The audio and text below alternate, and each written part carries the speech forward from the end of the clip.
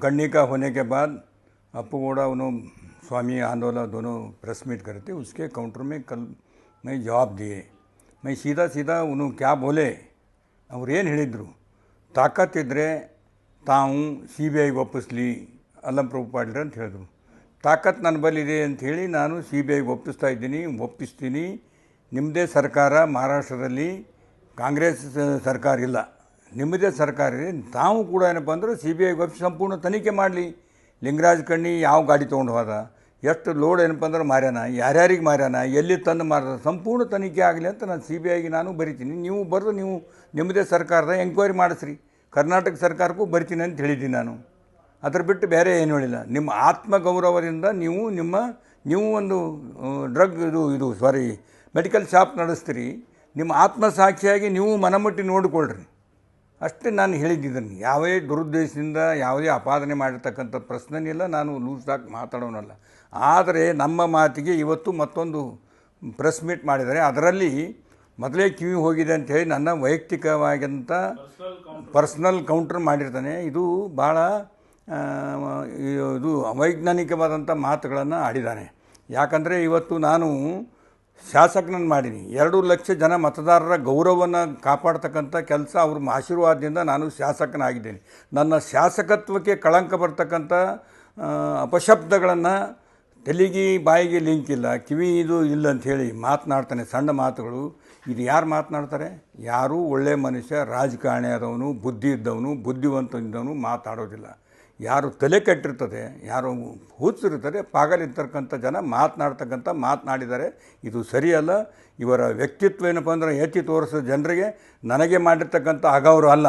ನನ್ನನ್ನು ಆರಿಸ್ತಿರ್ತಕ್ಕಂಥ ಜನ ಇಡೀ ಕ್ಷೇತ್ರ ಜನಗೆ ಅಗೌರವ ಮಾಡ್ದಂಗೆ ಆಗ್ತದೆ. ಅದನ್ನು ತಿಳ್ಕೊಂಡು ಮಾತನಾಡಲಿ.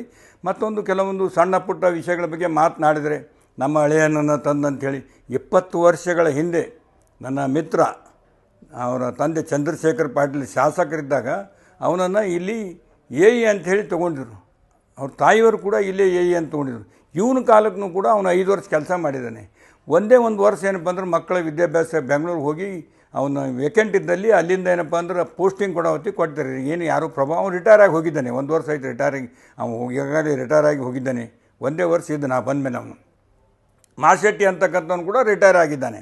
ಅವನು ಎಂಜಿನಿಯರ್ ಅಂತೇಳಿ 4 ಜನ ಎಮ್ ಎಲ್ ಎಗಳು, Ajay Singh, B R Patil, M I Patil, ನಾವು ಖನಿಜ ಫಾತಿಮಾ 5 ಜನ ಕೂಡ ಸಹಿ ಮಾಡಿಕೊಟ್ಟಿದ್ದೆವು. ಕಾರಣಾಂತರಗಳಿಂದ ಆಗಲಿಲ್ಲ. ಲ್ಯಾಂಡ್ ಆರ್ಮಿಗೆ ಹಾಕಿದ್ರು. ಅವನು ಲ್ಯಾಂಡ್ ಆರ್ಮಿಗೆ ಕೆಲಸ ಮಾಡಿ ಒಳ್ಳೆಯ ಹೆಸರು ತೊಗೊಂಡೇನಪ್ಪ ಅಂದ್ರೆ ಅವನು ಕೂಡ ಮನೆಗೆ ಹೋಗ್ಯಾನ ರಿಟೈರ್ ಆಗಿ. ಆ ಪ್ರಶ್ನೆನಿಲ್ಲ. ನನ್ನ ಮಗನ ಬಗ್ಗೆ ಮಾತನಾಡಿದ್ದಾನೆ. ಟಿಪ್ಪರ್ದು ಕೂಡ ಕೋರ್ಟಿಗೆ ಹೋಗಿ ಕೋರ್ಟ್ ಇದು ನಿರ್ದೋಷಿ, ಇದು ಸಂಬಂಧ ಇಲ್ಲ, ಇವರು ಯಾವುದೇ ರೀತಿಯಿಂದ ಅಪರಾಧ ಮಾಡಿಲ್ಲ, ನನ್ನ ಸ್ವಂತ ಊರಲ್ಲಿ ನನ್ನ ಹೊಲದ ಕೆಲಸಕ್ಕೆ ಹೋಗಿರ್ತಕ್ಕಂಥ ಟಿಪ್ಪರ್ ಹೊಡೆದಿದೆ ಅಂತೇಳಿ ಕೋರ್ಟ್ ಆದೇಶ ಮಾಡಿದೆ. ನಾನಲ್ಲ ಹೇಳ್ತಾ ಅದನ್ನು ಕೂಡ ಎಲ್ಲ ಪ್ರಶ್ನೆಯನ್ನು ತೋರಿಸಿದ್ದೀನಿ. ಅದರ ಬಗ್ಗೆ ಕೂಡ ಅಪಾದನೆ ಮಾಡಿದ್ದೇನೆ. ಇದನ್ನು ಸುಳ್ಳು ಅಪಾದನೆ ಮಾಡ್ತಕ್ಕಂಥದ್ದು ಸರಿಯಲ್ಲ. ಇನ್ನೇ ನಾನು ನನ್ನ ಮಕ್ಕಳ ಮೀಟಿಂಗ್ ತೊಗೊಂಡು ಎಲ್ಲಿ ಮೀಟಿಂಗ್ ತೊಗೊಂಡ್ರು? ಒಂದು ಪುರಾವೆ ಬೇಕಲ್ಲ. ಎಲ್ಲಾದರೂ ಮೀಟಿಂಗ್ ತೊಗೊಂಡು ಸಭೆ ಮಾಡಿರ್ತಕ್ಕಂಥದ್ದು. ನಾನು ಸಭೆಗೆ ಇವತ್ತು ನನಗೆ ಸಾಗಲಿ ಎಷ್ಟೋ ಮುಂಜಾನೆಯಿಂದ ಶುರುವಲ್ಲಿ ನಾನು ಅಟೆಂಡ್ ಮಾಡ್ತೀನಿ, ಸಭೆಗಳು ಮಾಡ್ತೀನಿ, ಮೀಟಿಂಗ್ ತೊಗೋತೀನಿ. ನನ್ನ ಮಕ್ಕಳು ಸಭೆ ನಡೆಸ್ತಕ್ಕಂಥದ್ದು, ಕಾರಬಾರ ಮಾಡ್ತಕ್ಕಂಥದ್ದು ನೀನು ಮಾಡಿದ್ದಿ. ನನ್ನ ಮಿತ್ರ ಚಂದ್ರಶೇಖರ್ ಪಾಟೀಲ್ ಎಮ್ ಎಲ್ ಇದ್ದಾಗ ಕೂಡ ನೀನೇ ಕಾರಬಾರ ಮಾಡಿದ್ದಿ. ಮಾತಾಯಿ ಅವ್ರ ತಾಯಿಯವರು ಕೂಡ ಎಮ್ ಎಲ್ ಎ ಇದ್ದಾಗ ನೀನೇ ಕಾರಬಾರ ಮಾಡಿದ್ದು. ಅದು ನಿನ್ನಿಂದ ಬಳವಳಿ ಬಂದಿರತಕ್ಕಂಥದ್ದು. ನನ್ನ ಇದರಲ್ಲಿ ಇಲ್ಲ. ಅದು ಮತ್ತೊಬ್ಬರಿಗೆ ಮಾತನಾಡಬೇಕಾದ್ರೆ ನಿನ್ನ ಆತ್ಮಸಾಕ್ಷಿಯಾಗಿ ನಾನು ನಮ್ಮ ತಂದೆ ತಾಯಿಯ ಎಮ್ ಎಲ್ ಎ ಇದ್ದಾಗ ನಾನು ತಿರುಗಾಡಿದಿನಿಲ್ಲೋ ಮಾಡಿದಿಲ್ಲ ನಿನ್ನ ಆತ್ಮಕ್ಕೆ ಕೇಳಿಕೊಂಡು ಮಾತನಾಡು.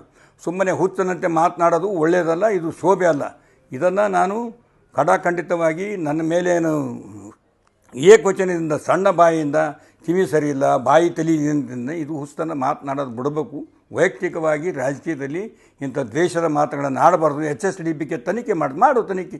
ಯಾರು ಮಾಡಿದ್ರೆ ನೀನು 1921ರಲ್ಲಿ ಪ್ರಾರಂಭ ಆಗಿರ್ತಕ್ಕಂಥ 2021ರಲ್ಲಿ ಪ್ರಾರಂಭ ಆಗಿರ್ತಕ್ಕಂಥ ಟೆಂಡರ್ ಆಗಿರ್ತಕ್ಕಂಥ ಕೆಲಸ ಇನ್ನೂ ಮುಗಿದಿಲ್ಲ.